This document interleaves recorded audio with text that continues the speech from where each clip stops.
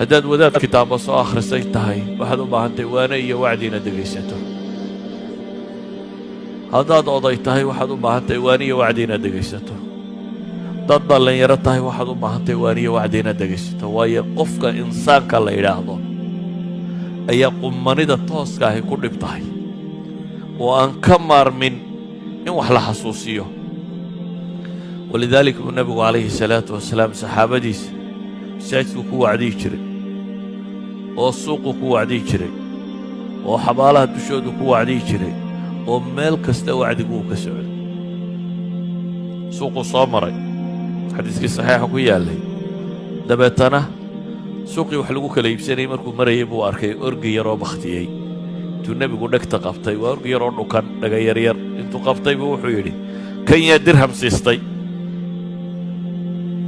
waxay idhahdeen ilaahay rasuulkiisa oo cidna kan dirham siisan mayso. war yaa dirham siistay buu nebigu ku celinayaa.